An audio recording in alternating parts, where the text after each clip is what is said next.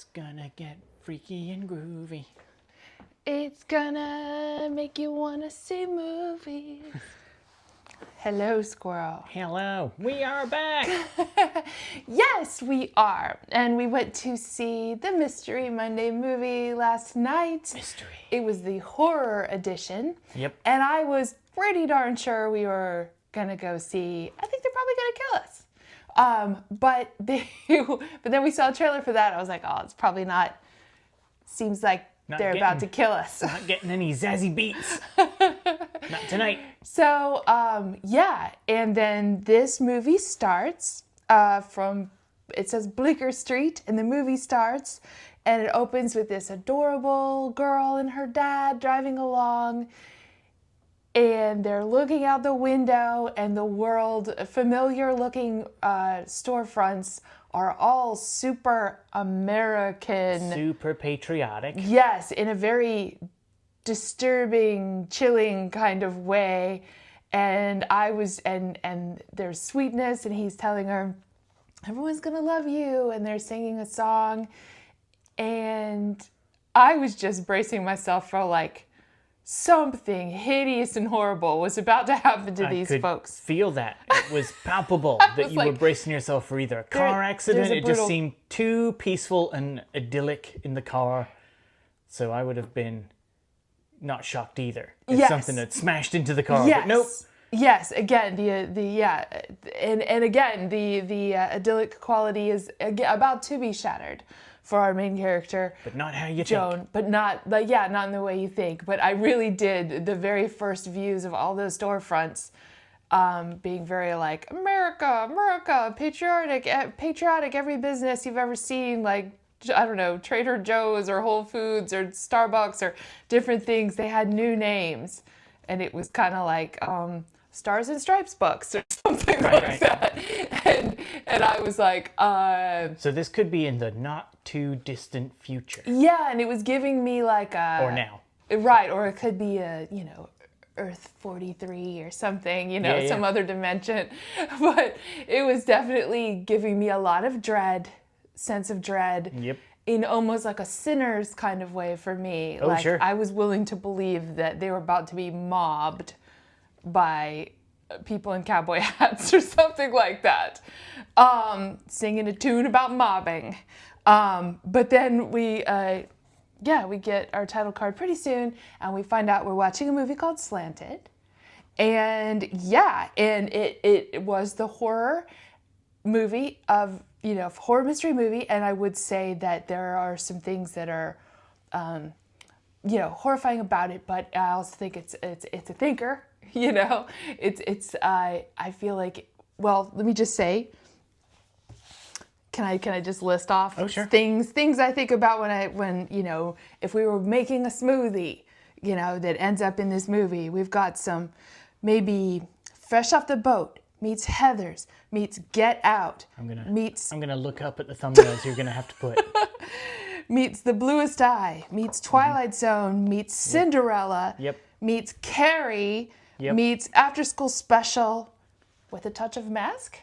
I'll add 2 in there, just 2. Okay. Because I know you're gonna have your work cut out with you with the edit, but Don't mind. I don't think you saw The Substance. No. With Demi Moore. No. If you enjoyed The Substance, which, blimey, that would be hard to enjoy. It was a tough watch, but it made good points about the standards of beauty. Okay. But The Substance, right, very much in theme with that. So if you like The Substance, again, that's a weird sentence to say because it's like, can you like that movie? It's very tough. But if you liked it, you probably like Slanted. And hear me out, RoboCop. I know you might be like, RoboCop? It's nothing like RoboCop. It's teenage girls and the standards of beauty. But I think it's about finding the inner person. And believe it or not, RoboCop ends with that. If you find I feel like I who need you to see are. RoboCop. Next up, RoboCop. Oh boy.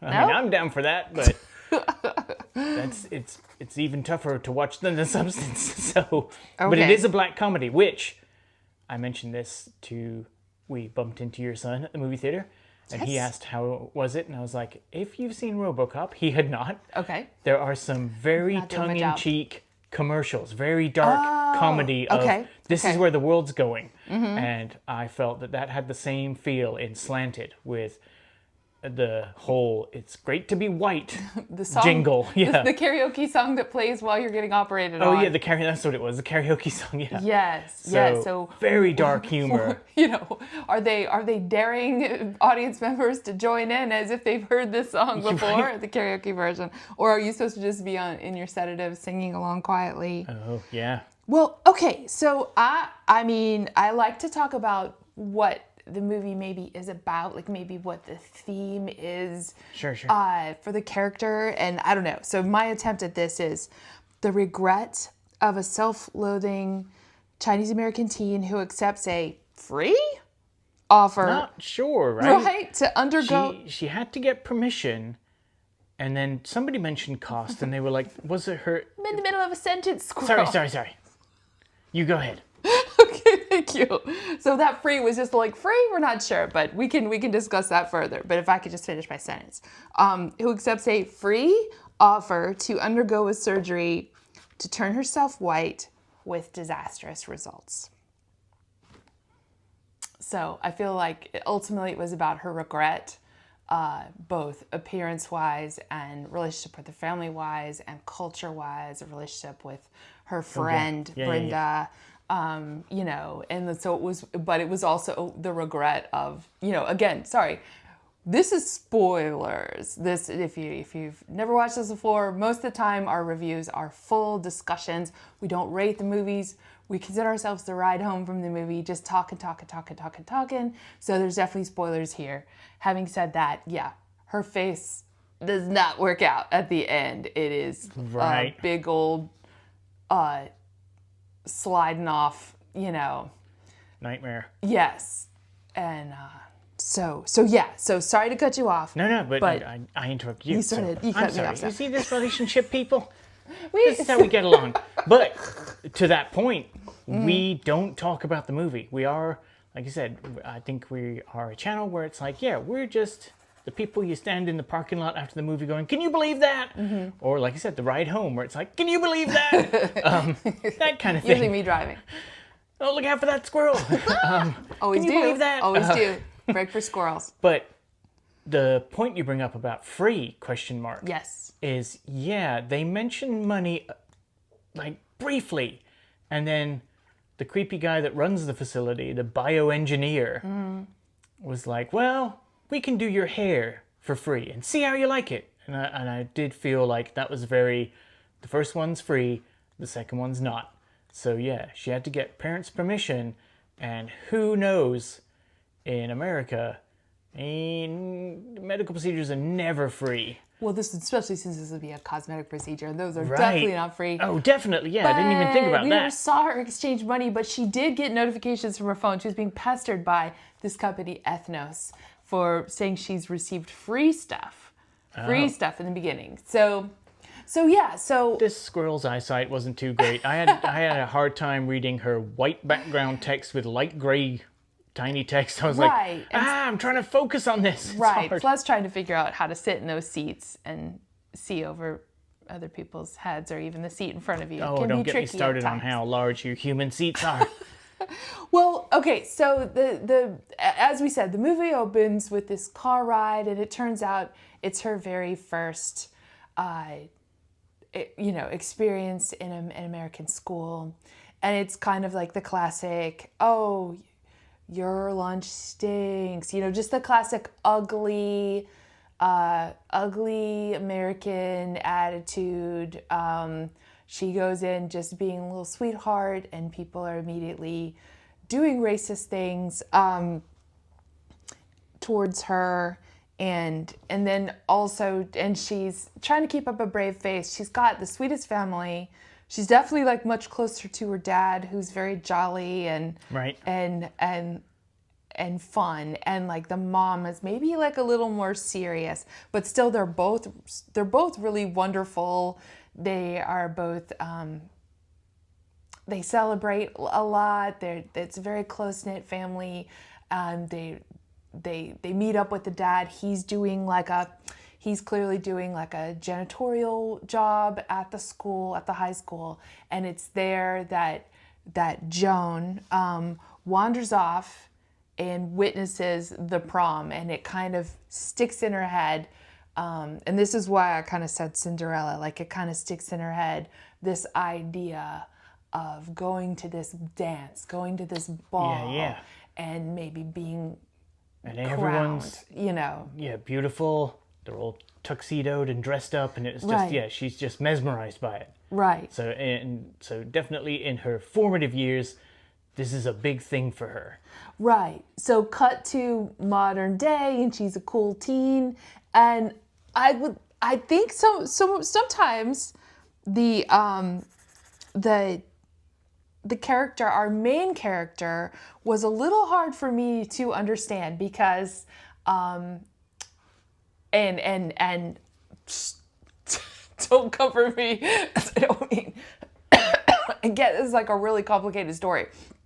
What I'm saying is she seems so cool, and she had such a cool best friend in Brenda, played by Maitreyi Ramakrishnan, who I just mentioned in the last review. I mentioned her character Davy in Never Have I Ever, and then boom, she's in the next movie we see. Right. So, and her acting is just amazing to me. She is so natural with dialogue that even could be clunky at times. She delivers it like she is genuinely invested in being a friend. Yes. So she's like, we see that this lunchbox, the childhood lunchbox remains, and it's very distinctive. And, her friend Brenda is like buying her lunch. So she's getting the feedback. So she has a friend, who is also, Asian and, Southeast Asian, like, and they're bonding, we know that like Joan does love this food. I mean, this is the food that she eats. I feel like she's eating this food at home. She's never really asking for a different lunch. So she is kind of keeping her embarrassment a secret, but she's handing it right over to her like very energetic and sort of like powerful friend who's paying for it, giving, such positivity. Joan looks so cool. They have fun, like secret handshakes constantly. There's so much strength in their friendship that I guess it is still hard for me to believe that with all of that in place, that Joan would still be holding on to this idea that she wanted to like ultimately look like a Barbie doll. Right. Yeah. Didn't quite ring true to the character, but still, that's the film we got. That's the film we got. Yeah. So there was times when like I felt like Joan, 1 minute Joan looked like somebody who would like make fun of somebody who felt like that in her like really fluid and natural interactions with Brenda. And then but ultimately she's taking selfies with an app that changes her face. Right. And then to look white. Nefarious, the app, is the thing contacting her. Yes, it keeps bothering her. And like she's obsessed with this girl Olivia Hammond. It's like she's got this idea of success in her mind, I think, is the prom, being prom queen. So she's trying to get closer to Olivia Hammond, who seems to be like, Olivia Hammond's not even going to the prom. She's like more interested in her acting career and probably increasing her followers and another kind of, like sort of Heather's style absurdism. They're doing this trend where they allow themselves to be sunburnt. Oh my goodness! A message about global warming and stuff like this. And for all the rubbery special effects at the end, that to me was the most wince-inducing. Was seeing the kids with sunburn with lettering on them, with "Feel the Burn" was their their little not jingle. What's the one of the catchphrase? Catchphrase. Thank you. Their little catchphrase, "Feel the burn," and on them, and it was like, oh, that looks painful. Yeah, and Joan's so obsessed, she finally decides to bleach her hair. Like, that would be at least one step. And so she gets her hair blonde, and this attracts the attention of Olivia. She gets invited along on a trip to get nails done, and I was nervous as that was starting, and sure enough, she's brought along as like a translator and also to help get a discount. And again, somehow I feel like as the viewer, the coolness of being able to communicate in another language, I believe being bilingual is a superpower. I just want to get there one day, but again, like, I can't walk in anyone else's shoes and understand their exact experience. But to me, she's the coolest one to be able to communicate and also be to qualify for the locals discount, which means that you share like a past location that makes you local. So she feels like humiliated by this whole experience, especially because they point out her roots at the end. Right. And then she gets more messages from the Ethnos company, which turns out is in the next newspaper windowed, grungy looking storefront. Yeah, their store did not look posh or medicinal at all. It looked sketchy as AF. And why would you even go in there? I started getting so scared at that point because, again, you don't really, like, in a mystery movie, you don't know what level of horror you've never even seen the trailer, for this movie if you've never seen it, which in my case I had not. So you're like, what is about to happen to her? Is she about to get trapped and trafficked or something like this? Like, I was like terrified for her, but it turns out what they do is this, and this is sort of more of like the Twilight Zone / Get Out side of it, is that they actually can transform you completely into looking like you're a white person is actually the thing that they seem to specialize in. And the guy that comes and chats with her previously was a black guy, and they're like selling this idea to her, and they're gonna do her hair, and they do that without even needing parental permission. And I love when films do this because really it's secondary to the plot. The main plot is what happens if you change yourself, really. So I love when they do technology that's just gobbledygook and it doesn't matter how it works, it just does. So I love the chair was a simple office chair with a whole bunch of tubes going into the ceiling, and it's like even our main character goes, that's impossible what you're saying. You can't become white. And he's like, well, I'm a bioengineer and I was stagnating, and a couple other geneticists, and it's like, so don't worry about that. But it is permanent. Right, sorry. But yeah, it's just, it's like Doc Brown's DeLorean. It's like, it looks like it works. It probably would never work ever, but it looks good. Right. And so I believe it. Right, just like Weird Science. Oh yeah. Or even Pretty in Pink when they're sending pictures of each other back and forth in the 80s. That would not have been possible. Okay, so anyway, computers didn't do. Bloop, bloop, bloop. Here's a photo of somebody. Right, Nirvana, the band, the show, the movie. Oops, I've poured a drink into the time machine and it works now. So you just go with it. So yeah, I like that technology of we're knocking you out, you wake up, it's done, and they even I thought, I wonder if this is going to be makeup, because I noticed they show her from behind walking through town and white people are like, hello to her. And it's like, what, is this going to be a makeup or a mask or? Right. That's when she finally changes her whole When she finally face. Yeah. But the hair pulling was our first, the hair transformation was like, that's when I was really like, uh-oh. Because it's like, all right, you're going to count backwards or whatever.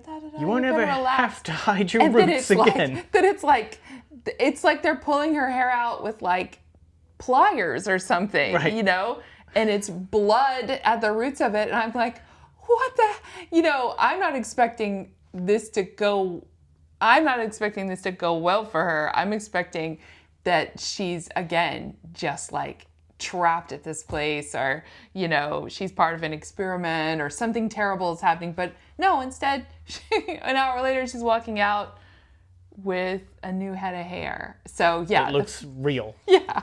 And not like bleached. Yeah. Yeah, and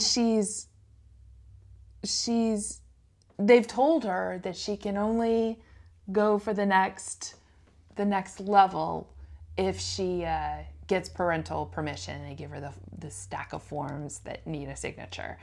I do think, like, I was noticing it's a very slow burn. Yes. Getting up to this point. Like, somewhere around here, she's having to take over her dad's cleaning at a house because her dad injured himself when something got smashed by accident during cleaning. So she's having to take over. A little bit Cinderella there, right? She's like, you know, waiting for the big transformation from the fairy godmother. So she, and this was heartbreaking, she kind of convinces her mom to sign it by telling her it's about a field trip. So in that way, she's like betraying, you know, she's really betraying the trust of her parents, and she knows it, that, like, you know, her parents would probably be very approving of, like, oh yeah, field trip, education, this is important, sure. And knowing that there's some language barrier there, that she can get away with this. And also her parents were in the middle of, like, having a nice time together because they're like a cute couple and they were just enjoying a show together. She gets away with this. Yeah, you're right. Because I was about to say, wouldn't those parents seem so caring? Wouldn't they read that? But you're right. There's a language barrier. Yeah. And there was so much going on. Yeah, you're right. They're just trusting. She's handing them forms to a field trip. Right. And we're just going to sign it. But yeah, they did come across like they cared about her a lot. And yeah, I guess if you could read English, you would have read that and gone, this is not a field trip. But they just trusted her, signed it. Uh-oh, now the movie's off and running. Right. So she goes back in, and at this point we, you know, yeah, and it's going to be permanent, and she emerges as an entirely different actor. So first it was Shirley Chen playing Joan Huang, and then she emerges as McKenna Grace playing Joe Hunt, is what she's called at school. And she's very pleased. Oh, yeah. Right? Super happy. She is, you know, and we're watching this. And again, this is, yeah, for me, this is very Twilight Zone. She's like, she's an entirely different looking person now. And yeah, that's when she's getting smiled at on the street. She gets reintroduced at school. Her friend doesn't recognize her at all. She's like introduced as almost like a new student. Which, how would that work? Wouldn't everyone be looking for, wouldn't truancy people be looking for Joan? Don't know how that works. Don't know how that works at all. But we're not overthinking all of that. Right. You don't pick apart the movie too much because, yeah, a lot of it would fall apart. But you just go with it. Yeah, she's transferred from California. No one's looked into any paperwork or called a parent or nothing. So, yeah, no, okay. Right. Have a seat over there. You're the new student. And she's flirting up a storm, and she's trying to get in with this group of people. Now, there are people at the cafeteria table with Olivia Hammond. She, you know, gets right. There are people at the table who are also not getting considered for prom queen. And, you know, they're, you know, because they do the announcements, and there's girls sitting there. They don't get picked either. Olivia herself is kind of almost like, what? Prom queen? Yeah, I guess I could endorse somebody. It seems like her mind's not on it at all. No. It's Joan, now Joe, who's so into it, and that she is trying her best to ingratiate herself. She decides to throw a party at a house where her dad was injured by the cleaning, so she knows the security code. So she throws a classic 80s style big high school party, and you know. Super posh house that I would have thought would have had a Ring camera or two and would have seen 500 students show up and trash the place. It's mentioned that she disabled the camera. Oh, that's right. At the very end. But at least they would see the disabling of the camera, right? I don't know. But your anyway. camera's offline. Why is that? But even like, I feel like there's a little bit of nuance in the portrayal of the sort of rich kids, because like it does seem like the guy is genuinely trying to talk to her. Yeah. And she's just like, yeah. What's happening with prom queen? Like, she is so driven about this prom queen thing. It's the only thing that matters. In the meantime, her face is starting to have issues. Right. And when she goes back to the institute, they kind of brush that aside, right? They just go, that's normal. Your old face sometimes wants to fight through the new face. And I'm like, wait. That does not sound permanent then. Like when they say this thing is permanent, you will be a pretty white person. Shouldn't there be a giant asterisk next to that going, unless your old face, and I wondered if it was linked to emotion. Because whenever she seemed to have strong feelings, stuff start to peel or sag. And I was like, is it linked to, is she starting to have second thoughts and it's this genetic operation is like, no, your old face is trying to come out. Right. And is messing up your new face. Right. But it didn't seem very permanent to me. It seems like if you really get upset, you can just rip it off. Yeah, it's a little tricky. The rules of that, at first I was like, I was just kind of whispering, like, maybe she needs moisturizer. Like, right. Maybe this procedure. Yeah, it starts with just big patches of skin coming off. And you're like, well, that's kind of gross, but livable. Sure. You can, put moisturizer on and fix that. But then it starts drooping. And, again, with like, and maybe this is what the substance was about. I haven't seen the substance, but like recently, almost every day you could see pictures of celebrities in the news where people are saying like, is that still this person? Because it looked kind of different. Is that? I don't know if the Jim Carrey one, was that figured out to be a prank, or is that really Jim Carrey? I don't know. Somebody was saying Ryan Seacrest looks different now too, and all this stuff. And anyway, so like, but yeah, somehow she's popular overnight, throws a party. Her face is starting to have issues, and Olivia Hammond starts to become wise to all of this, and eventually we find out that Olivia Hammond herself is a recipient of an ethnos procedure. And that was a good twist. Yeah. To have her be like, your secret's safe with me because I know what you're going through and it will heal.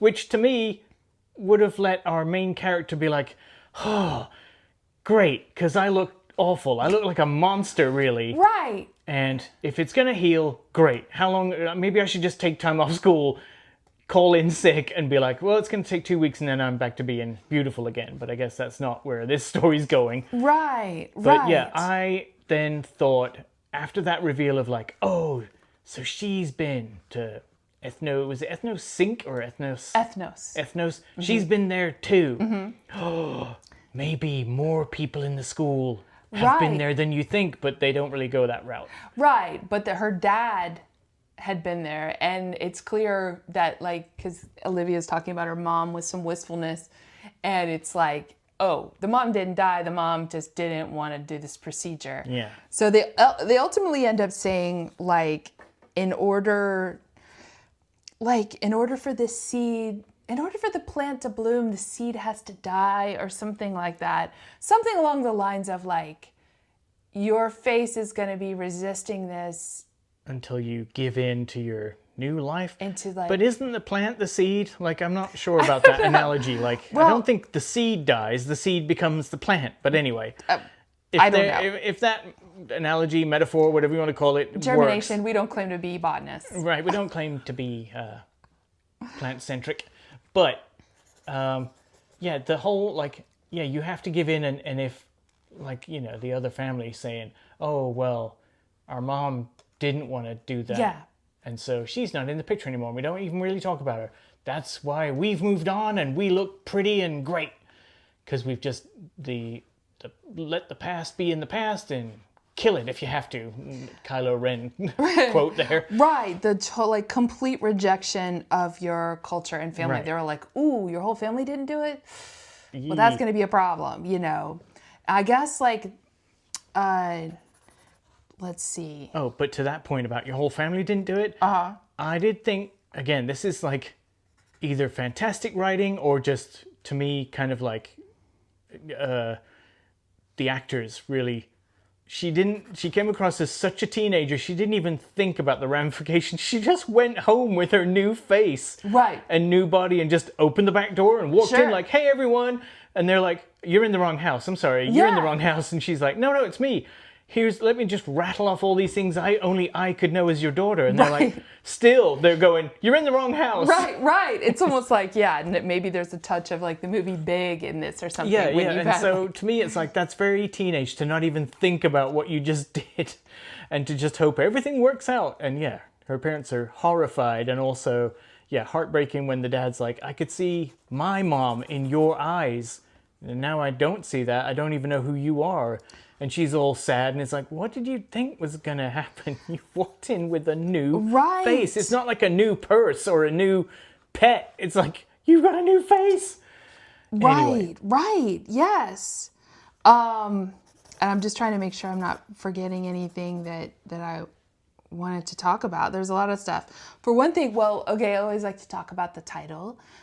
So this movie's called Slanted, which, you know, has like multiple meanings. On the one hand, like it's a reference to a slur that people use, you know, Right? towards people with, you know, people of Asian descent and the style of eye, with the epicanthic folds or almond-shaped eyes, but also slanted means distorted. Like, you know, if there's a news report and it's slanted or whatever, it's like, you know, a distorted, I feel like it's a distorted vision, you know, of beauty. It's a distorted vision of like what her own, you know, her own appearance, her own beauty, her own like amazing family and amazing culture, that like she couldn't see it. It was distorted, you know, by all of this crap that like is in society and this kind of like this messaging, you know, that she had been clearly like bombarded with and susceptible to, and you know, and like linked to this powerful childhood memory. Yeah. But the thing is, like, she's not the only like non-white kid in this school. There's like, in fact, at this party, there's this huge thing that happens, Right? where they're like, Olivia's like, "Oh, I need to find out. I will endorse you if you prove to be trustworthy," or something. Yeah. And what trustworthy means is to kick out like other kids, including like there's a black student, there's like her bestie, Brenda, are standing there, and she's kicking them out of this private party, you know, that's happening in a house that she's normally would be cleaning. And she has to kick them out. And at this point, Brenda knows it's her because she's been picking up on things and realized, like, The lunchbox, yeah. And all the lunchbox, the phone has the same, you know, she called her phone and it rang. You know, and she it knows has the it's her. same code for the lock screen. She's like, you Yeah. haven't changed your code. I know it's you because this is your phone. Yeah. And so, like, I like, that was super hard to watch. And, And great acting, because you really felt it.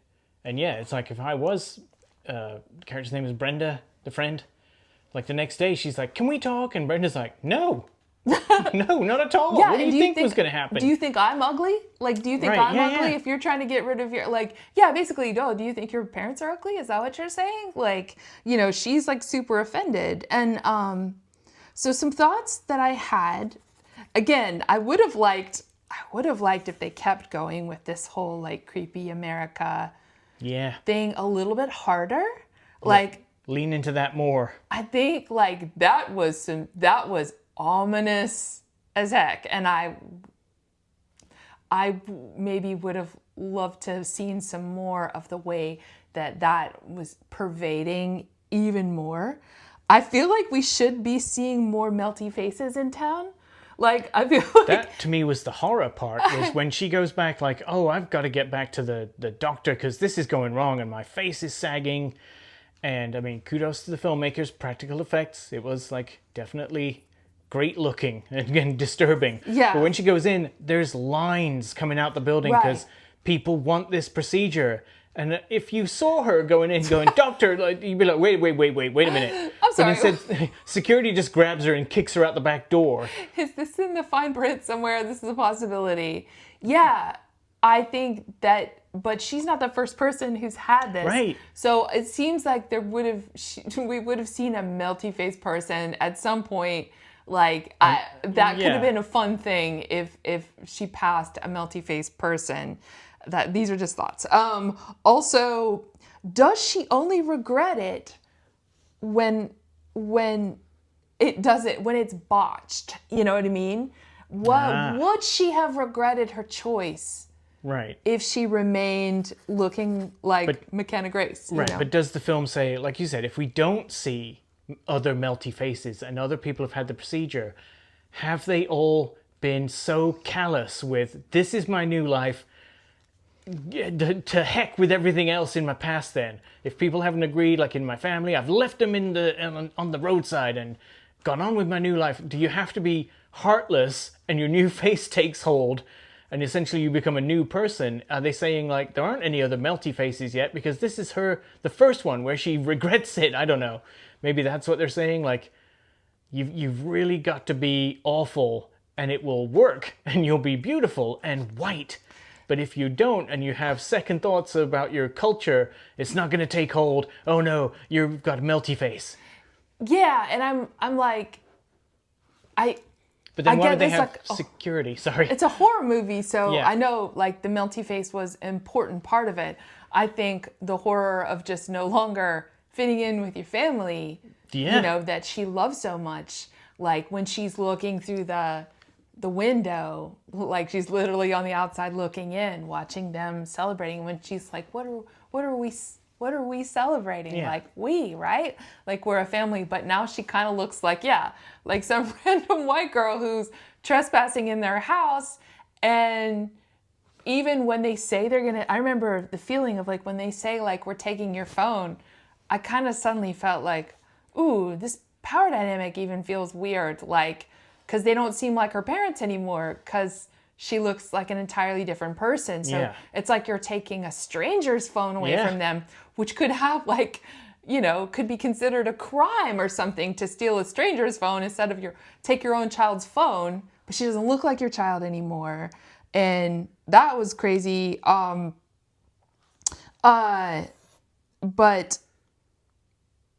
let's see. And I'm glad they could have lent further into the racism, especially there's a scene in the parking lot where her parents are talking to her and the mom almost hits her. Like it gets so heated. And I thought, oh, are they going to lean in and other white people are going to be like, are these Chinese people bothering you? Oh. And they didn't do that. So I appreciated that because, it was just more about the family than white people stick together or whatever. Like they could have gone that far. Right. And they kind of held back on that. Right. But the whole Harmony, the woman whose house she cleans, her whole deal of like, she like loves, she's like the you know, sort of rich white lady who loves culture. Right. But is also like hazardous, you know what I mean? Like to people who, you know, whose culture she seems to appreciate, you know. I was gonna say, let's see, that one thing that comes about near the end is that like she hugs her mom. Like, because she kind of had some tension with her mom the whole time. At the very end, she's like so broken by the whole thing that she hugs her mom and cries. And her mom, I feel like her mom, I feel like that was an important moment because we hadn't seen that yet. And here she is. And maybe it took her to have her face melting, you know, and the tape they gave her, the sort of gel and tape, it's not working, you know. And and the prom moment, that's where I kind of was getting like the Carrie element. Like she's on stage having been crowned prom queen, but it's about to get weird. Too bad she can't just, you know, do a bunch of telekinesis, you know. But anyway, is that the right? Is it Yep. Okay, thank you. So yeah, I felt like that was a breakthrough. I feel like her looking through the window at her family. Sure. You know, but again, I can't tell from the story if she would have felt that sadness about culture if her face hadn't started melting off. Right. Like if she had looked great, would she have been like, yeah, thankfully I can still speak Mandarin and, you know, enjoy this food, but go around looking like an entirely different person. And would she have come across regret some other way, like looking through photos and seeing, you know, there's that thing like sometimes you take photos of yourself somewhere along in your life, and when the photos are taken, you're kind of like, you know, whatever.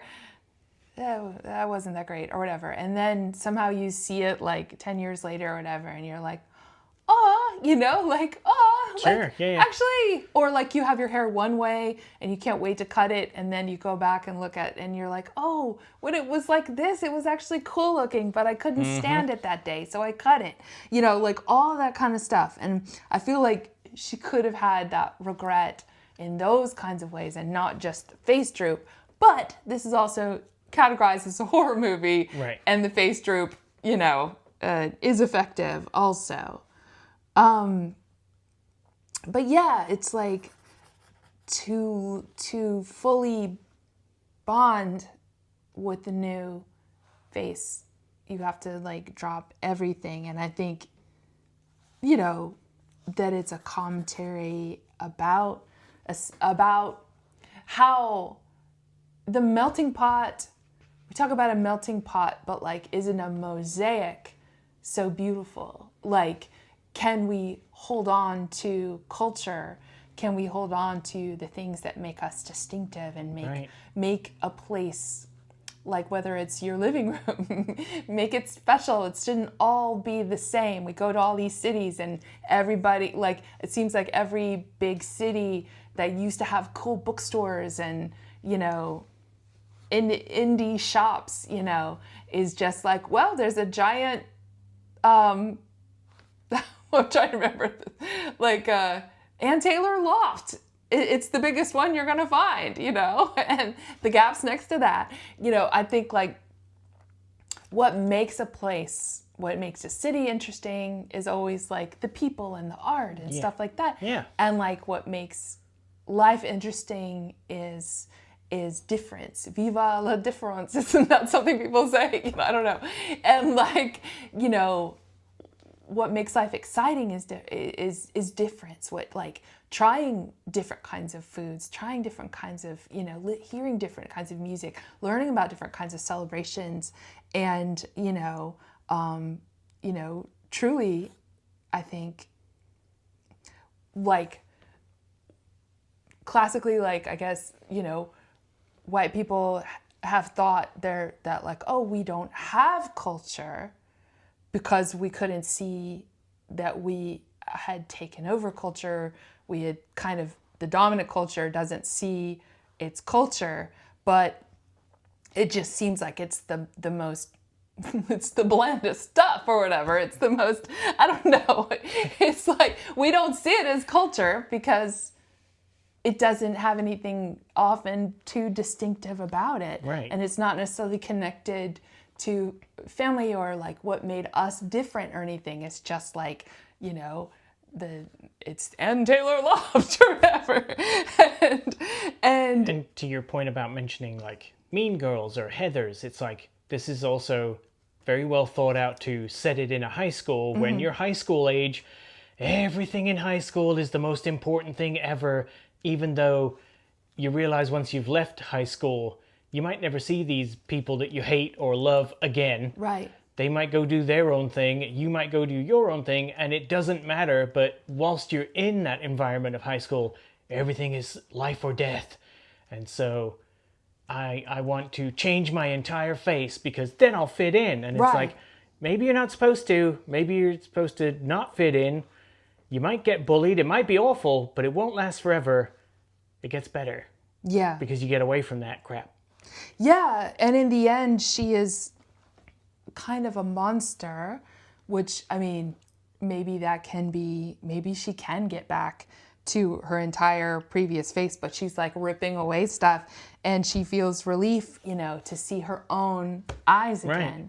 Which again leads me to believe, well, it's not permanent then. When that guy said it's permanent, but she just tears off a chunk of her What the face. heck? Yeah, what the heck is this? And yeah, what is this procedure and what did it entail? And it seemed like it took about an hour. This doesn't make a lot of sense. Some things, yeah, like it'd be. I guess instead of tearing her face off, I kind of would have appreciated if the movie ended with another company going, oh, have you had this procedure? We can change you back. But it'll hurt like hell. And maybe she has to go back to a different doctor to be like, you're going to reverse it? Do it.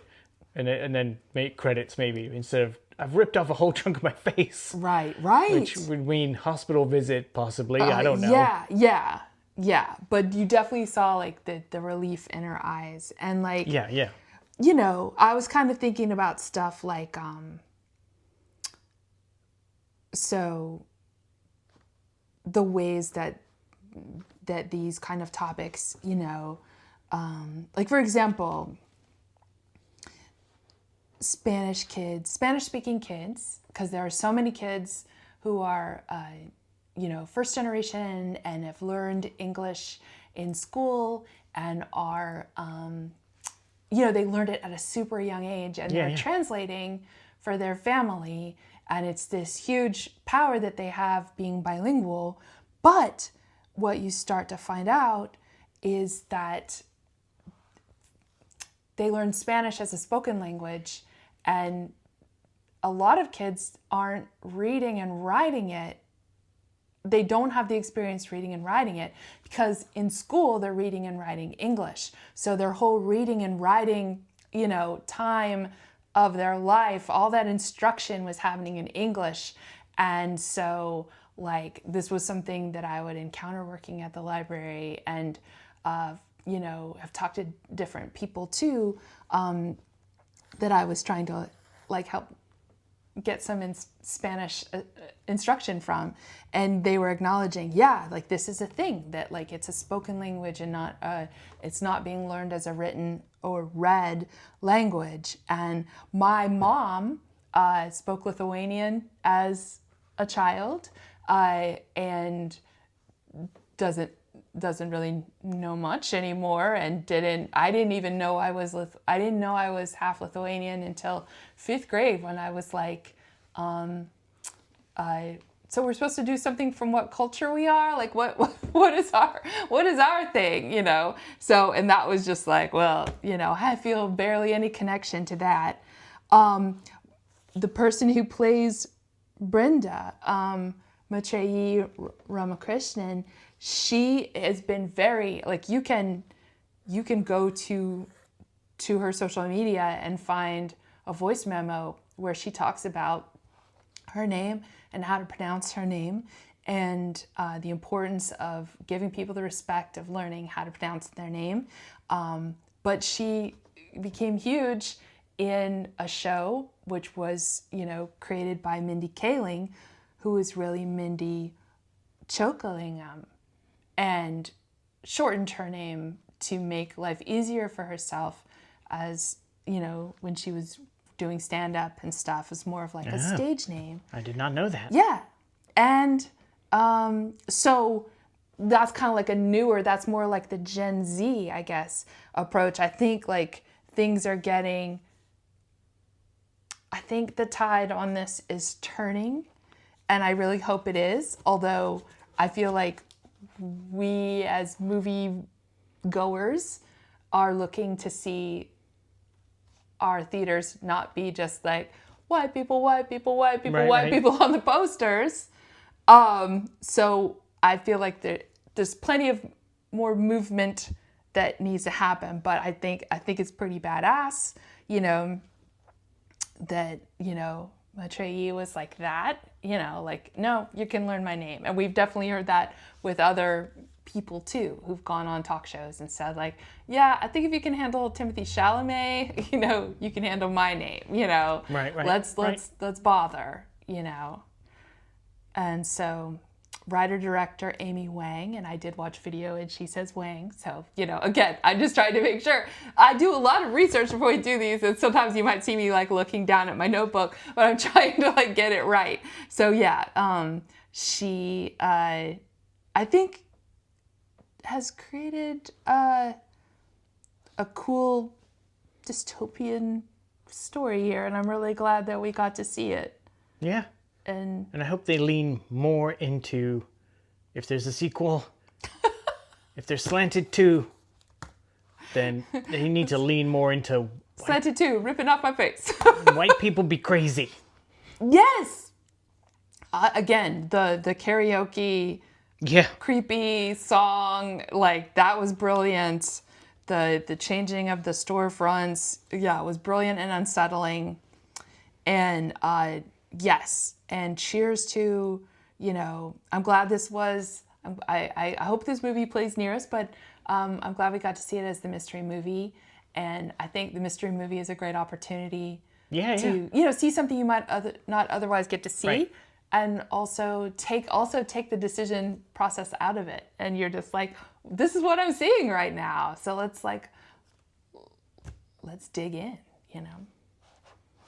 So anyway, Slanted. Did you see it at the mystery movie? What did you think? Yeah, let us know. Did you like it? Did it remind you of all those films? I won't send them again so you don't have to put thumbnails up. But yeah. Yes. Let us know what you thought. And talk to you soon again about movies. Bye.